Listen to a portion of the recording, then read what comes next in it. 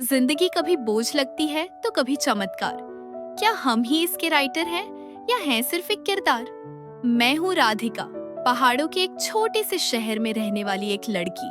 थोड़ी लेट लतीफ, थोड़ी जिद्दी। कुछ अच्छी आदतें भी होंगी तो वो आप बताना। लो, मिल गया आपको मेरी डायरी पढ़ने का बहाना। आज कॉलेज टाइम पे पहुंच गई। बारिश नहीं थी, इसीलिए छाता भी नहीं ले जाना पड़ा।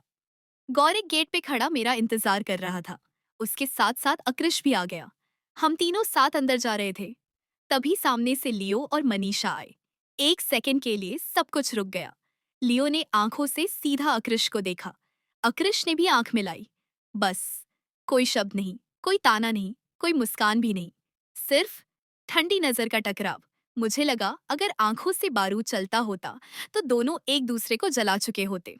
मैंने गौरिक का हाथ पकड़ के बोला, क्लास चलते हैं। हम तीनों सीधा अंदर निकल गए।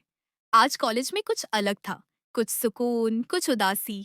गेट के पास रतन अंकल की बस छाया में खड़ी थी। उस पर एक छोटी सी बैनर लटक रही थी, धन्यवाद रतन अंकल, 30 साल की सेवा के लिए। क्लास में राव सर पढ़ाते रहे, पर मेरा मन उधर ही था, कॉलेज बस के पास। लंच ब्रेक में सबको कैफेटेरिया ले जाने वाली बस आज एक स्टेशन पे रुक गई थी। हम चुपके से उसी बस तक पहुंच गए। सिंथिया भी आ गई थी और तभी रतन अंकल वहां दिख गए। रतन अंकल कॉलेज की सबसे पुरानी पहचान। उनकी दाढ़ी कभी ब्लैक थी, अब थोड़ी ग्रे हो चुकी है, लेकिन स्माइल बिल्कुल पहले जैसी। मुझे याद है कॉलेज के पहले पिकनिक में जब हम फर्स्ट ईयर में थे। मैं और गौरिक ड्राइवर सीट के पास वाली छोटी सी जगह में बैठ गए थे। गौरिक का तो बस का हॉर्न सुनते ही पेट खराब हो जाता था। रतन अंकल हर बार उस छोटी शेल्फ से कुछ निकालते, कभी टॉफीज, कभी चॉकलेट, कभी hot steamed momos. Driver seat के छोटे राजा रानी हो तुम लोग, कहते थे और हम हंस पड़ते। एक बार जब गौरिक का बैग बस के टायर के नीचे आ गया था तो रतन अंकल ने नए बैग के लिए चुपके अपने सेविंग्स से पैसा दिया था। हमें पता तब चला जब गौरिक की मम्मी उनके घर मिठाई लेकर गई थी।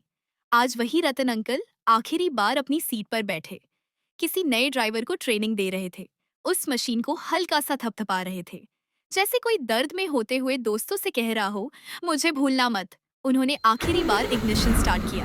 बस एक बार जोर से धर्रर की, फिर चुप हो गई। कल से ये किसी और की बात मानेगी, उन्होंने मुस्कुराकर कहा। पर उनकी मुस्कान में आंसुओं का टेस्ट था। 30 साल, आधा जीवन इस इंजन के साथ जी लिया। अब कल सुबह 7 बजे क्या करूंगा नहीं पता, उन्होंने हल्का सा कहा। मैं चुप थी, गौरिक भी। सिंथिया ने उनका हाथ पकड़ा। क्या बस और आदमी दोस्त हो सकते हैं? क्या कंपेनियनशिप सिर्फ इंसान या जानवर के बीच होती है? शायद नहीं। शायद एक मनुष्य और एक मशीन भी साथी हो सकते हैं, जिन्होंने एक दूसरे के हर मोड़, हर सफर में साथ दिया हो। उन्होंने गेट की तरफ कदम बढ़ाए, पीठ कर ली। बस उनकी पीठ देख रही थी और हम उनको। शाम को घर आई। गोबो लॉन में दौड़ रहा था। अकृष के घर की तरफ जाकर रुक जाता था। मुझे सोचने पे मजबूर कर दिया, क्या गोबो अब भी अकृष को याद करता होगा, या फिर मैं ही उसका नया वाला कंफर्ट बन गई हूँ? क्या वो खुश है मेरे साथ, या वो भी कभी कभी गेट के पास खड़ा होकर किसी फेमिलियर आवाज का इंतजार करता है? मैं उसके पास बैठ गई, उसके गले से लग गई। उसने बस मेरी गोद में सिर रख दिया। खामोशी, पर पूरी बात कह दी उसने। मैं भी ब्रश कर चुकी हूँ, गोबो तो सो चुका है। कल सुबह जब कॉलेज बस चलेगी, एक सीट खाली रहेगी। सबको गुड नाइट। आप लोग कमेंट सेक्शन में बताना, क्या आपने कभी किसी मशीन को याद किया है या किसी से अलग होने का डर महसूस किया है?